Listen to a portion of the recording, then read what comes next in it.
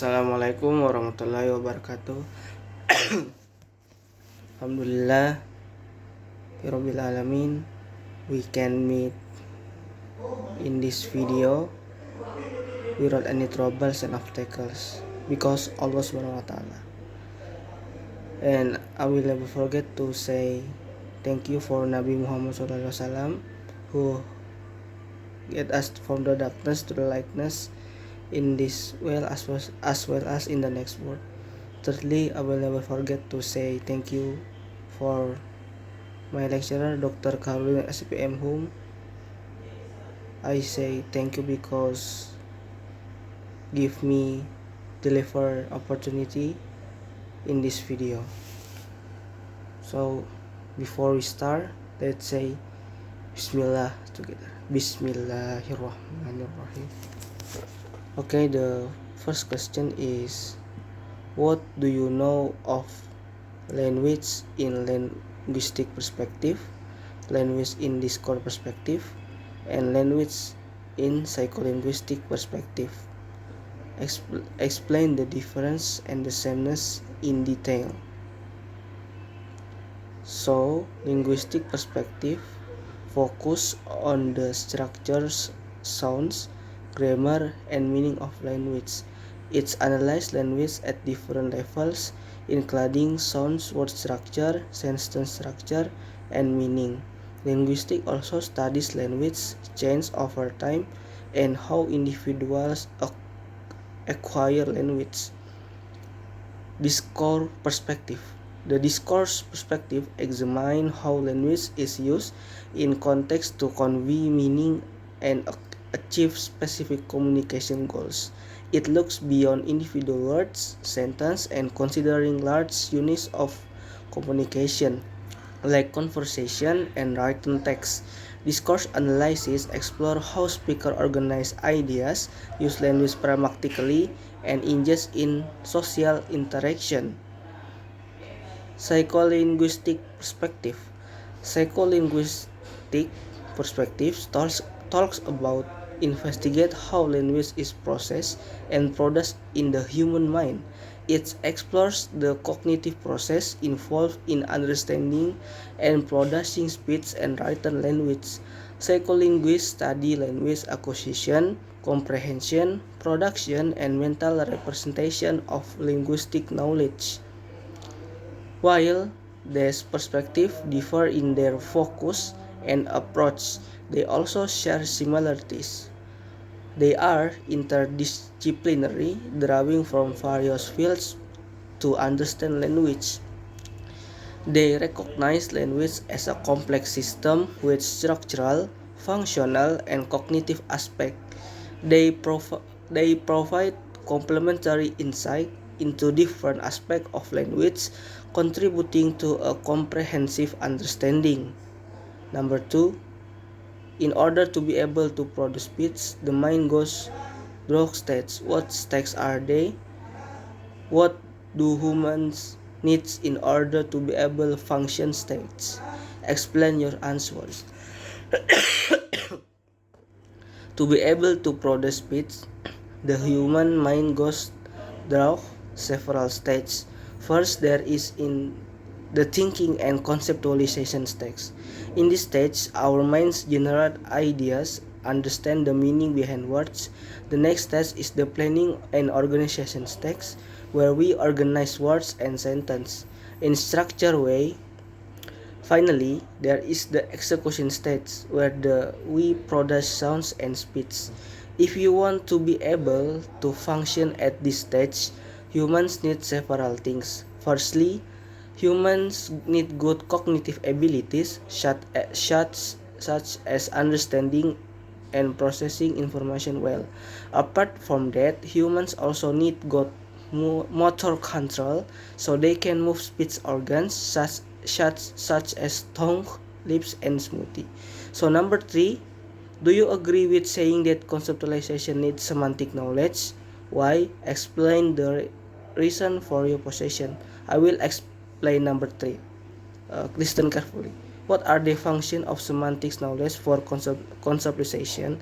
Explain your answer with example. So my answer is I really agree about that. Conceptualization requires semantic knowledge. Think about the concept idea. Human definitely need knowledge and about of what's the relationship between these words. Well, that's the roles of semantic knowledge in conceptualization.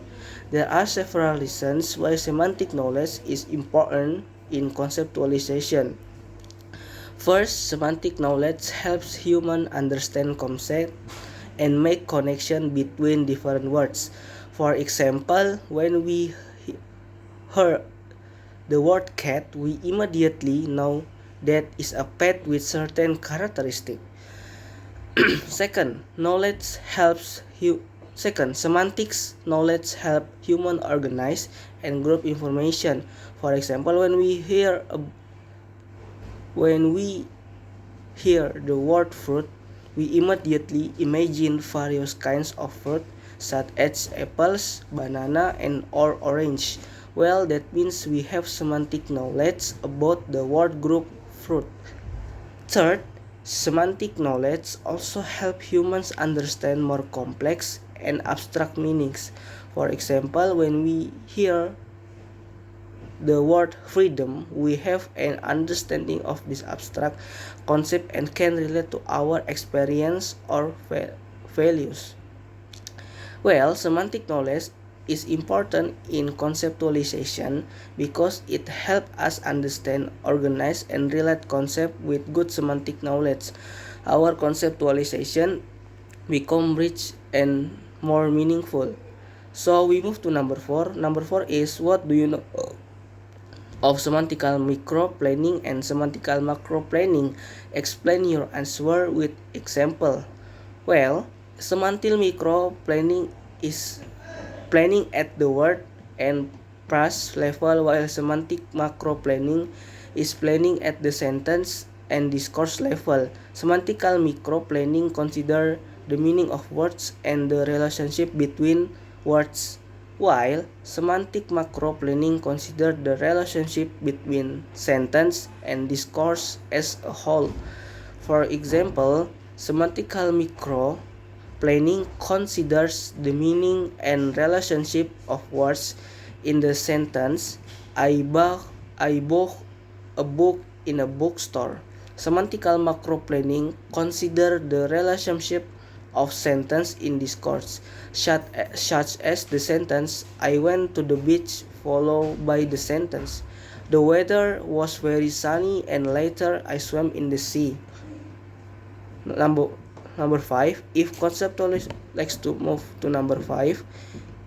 The question number 5 is, if conceptualization takes place in the brain, which part of the brain runs function?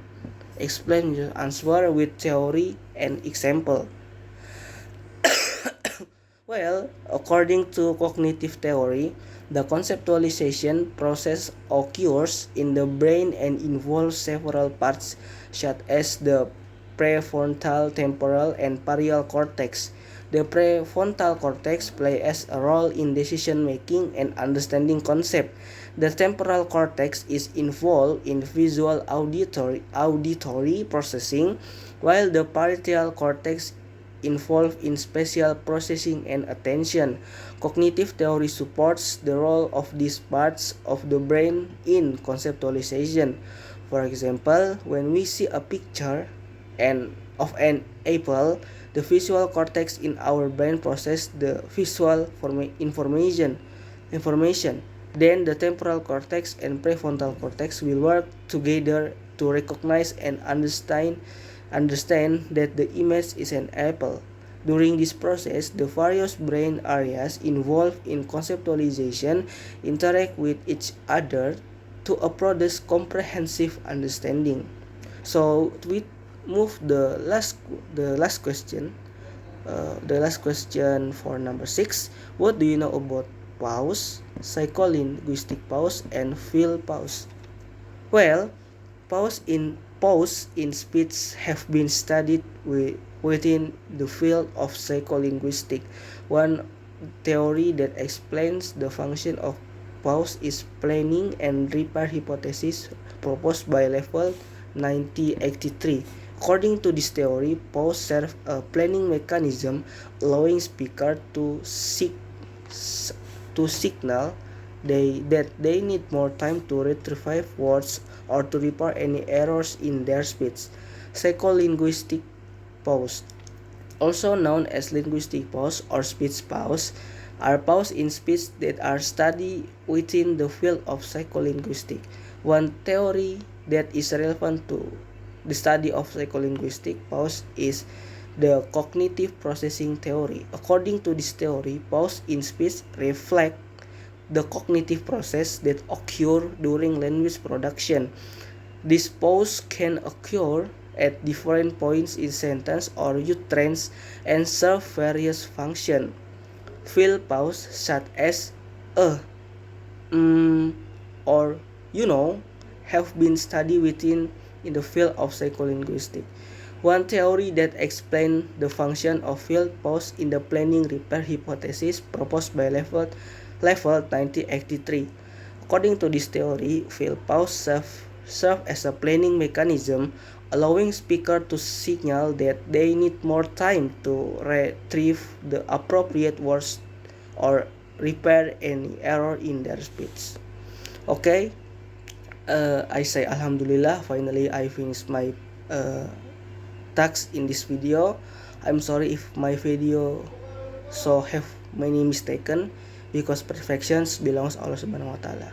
Wabillahi taufiq wal hidayah. Assalamualaikum warahmatullahi wabarakatuh. See you and goodbye.